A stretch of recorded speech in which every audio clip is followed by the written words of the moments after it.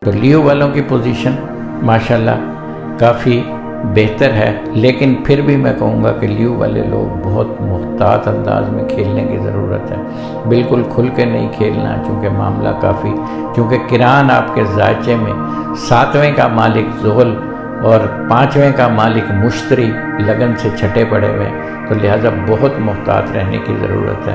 بہت محتاط، جتنا محتاط ہو کر چلیں گے، جتنا محتاط ہو کر کھیلیں گے، آپ کے معاملات اتنے ہی آپ کے لیے آسانیاں پیدا ہوں گی اور آپ کو کوئی تکلیف پریشانی آپ کے نزدیک نہیں آئے گی۔ تو لہٰذا آپ کو تھوڑا سا جو ہے وہ آپ کو ماہ دسمبر میں برج اسد والوں کے لیے معاملات ان کو کافی محتاط انداز میں کھیلنے ہیں۔ اور اسی طرح ان کا دوسرا گھر جو ہے وہ بھی تقریباً اوورآل ٹھیک ہے، لیکن چونکہ نواں گھر بھی کمزور ہے ان کا، تو لہٰذا مالی پوزیشن جو ہے اس پہ بھی ان کو بڑا کسی قسم کا کمپرومائز نہ کریں، کسی طرح سے کوئی ایسی چیز نہ کریں جسے آپ سمجھ لیں کہ میں یوں کروں گا تو یوں ہو جائے گا، یہ کریں، ایسا کچھ نہیں ہے۔ تو بہت محتاط ہو کر چلنا ہے آپ کو، بہت چیزیں جو ہے نا دیکھ بھال کے آپ کو قدم اٹھانا ہے۔ تو اسی طرح تیسرا گھر جو ہے اس پہ بھی مارس کی نحس نظر ہے، اس کو بھی خیال سے چلانا ہے۔ چوتھا گھر جو ہے اس کا وینس جو ہے چوتھے میں پڑا ہوا ہے، تو ماہ دسمبر 2020 میں چوتھا گھر تقریباً بہتر ہے۔ اگر آپ کوئی نئی سواری، نئی گاڑی، نیا گھر کوئی چینج کرنا چاہ رہے ہیں، کوئی تبدیلی لانا چاہ رہے ہیں تو وہ لا سکتے ہیں، اس میں میں سمجھتا ہوں کہ چیزیں آپ کی مجھے بہتر ہوں گی، اور لیکن وہ بھی بڑا سوچ سمجھ کے، چونکہ اسینڈنٹ جب تک طاقتور نہ ہو اور مین اسٹار جب تک طاقتور نہ ہو تو اس کے لیے بہت زیادہ آپ کو جو ہے وہ دیکھ بھال کے فیصلے کرنے چاہیے۔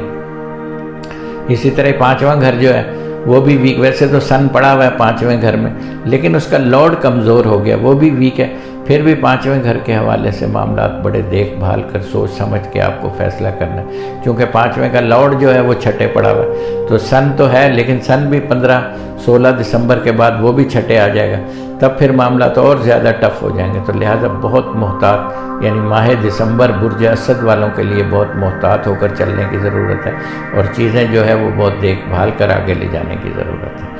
اسی طرح ان کا جو 7واں گھر ہے وہ بھی تھوڑا سا ویک ہے، 7ویں کا لارڈ جو ہے وہ چھٹے پڑا ہوا ہے اور چھٹے کا لارڈ چھٹے پڑا ہوا ہے، تو یہ تھوڑا سا 7واں گھر جو ہوتا ہے کاروبار کا ہوتا ہے، دیگر معاملات کا ہوتا ہے،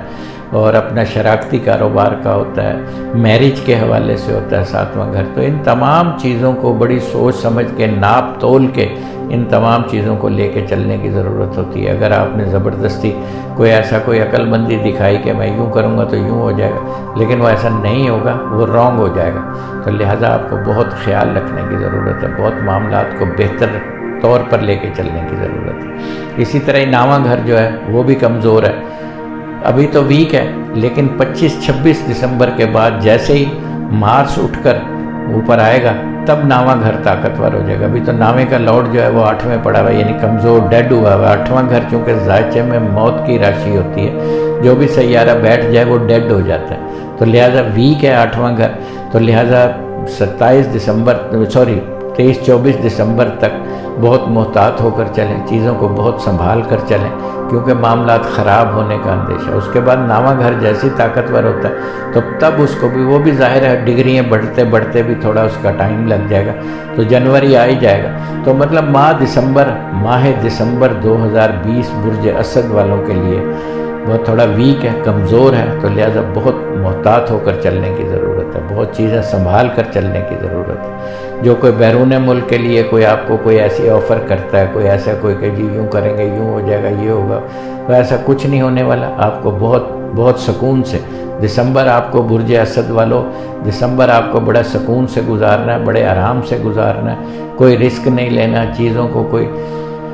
اچھا، یہ جو ہم بات کر رہے ہوتے ہیں نا، بعض لوگ یہ کہتے ہیں ہم یہ بات کر رہے ہوتے ہیں اسینڈنٹ کی اور سن سائن کی بات کر رہے ہوتے ہیں، یہ مون سائن کی بات نہیں کر رہے، تو آپ اس بات کا خیال رکھیں، جب بھی آپ اپنا ذائچہ دیکھیں ان تمام چیزوں کو جو ہے نا اس پہ غور و فکر کریں کہ ہم جو بات کر رہے ہیں وہ اسینڈنٹ کی بات کر رہے ہیں اور ہم جو بات کر رہے ہیں وہ مون اور سن سائن کی بات کر رہے ہیں، تو دو جو سائن ہوتے ہیں ان کے حوالے سے آپ اپنا، اور اسینڈنٹ جو ہے وہ تب پتہ چلتا ہے جب آپ کا date of birth, time of birth, place of birth سے ذائچہ بنتا ہے۔ اب تو ویسے نیٹ پہ بہت سارے پڑے ہوئے ہیں، سسٹم پڑے ہوئے اسٹوریج کے، آپ کسی کو بھی لوڈ کر کے اپنا اسینڈنٹ اس میں date of birth, time of birth, place of birth ڈالیں، آپ کا اسینڈنٹ نکل آئے گا۔ کوئی اسینڈنٹ اتنا مشکل نہیں ہے، تو وہ آپ نکال سکتے ہیں اس کے۔ اب ذائچہ بنانا مشکل نہیں ہے، ذائچے کو پڑھنا مشکل ہے، ذائچے کی ریڈنگ مشکل ہے، اور ریڈنگ کیسے آتی ہے؟ تجربے سے آتی ہے۔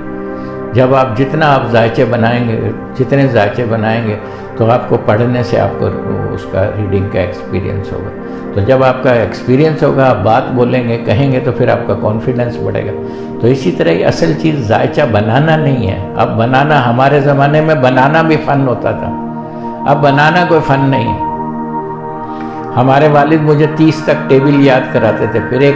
ایک چارٹ ہوتا ہے جو پوری دنیا کا ہمیں لوکل ٹائم معلوم کرنا ہے۔ ذائچہ جو بھی بنتا ہے وہ لوکل ٹائم سے بنتا ہے، وہ جنرل ٹائم۔ اب ہمارے پاکستان میں جو اس وقت ٹائم چل رہا ہے وہ اسٹینڈرڈ ٹائم ہے، آپ کو اسٹینڈرڈ ٹائم سے لوکل ٹائم پہ آنا ہے۔ بعض اوقات لوکل ٹائم کا، جیسے کراچی کا لوکل ٹائم ہے، اسٹینڈرڈ ٹائم سے 31 منٹ اور 56 سیکنڈ کا فرق ہے۔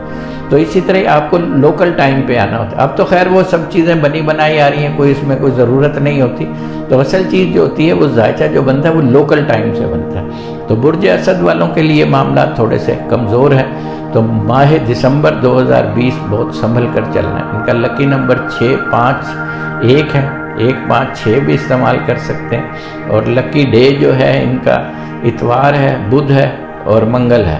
یہ ان کا لکی ڈے ہے۔ اور انہوں نے صدقہ دینا لال چیز کا اور کالی چیز کا، 2 چیزوں کے انہوں نے صدقے دینے، اور یا مالک ہو یا قدوس ہو 261 دفعہ پڑھیں، اور یا فتح ہو یا رزاق ہو 333 دفعہ پڑھیں۔ تو انشاءاللہ معاملات چلتے رہیں گے، لیکن اگر آپ محتاط رہیں گے تب نقصان کم ہوگا۔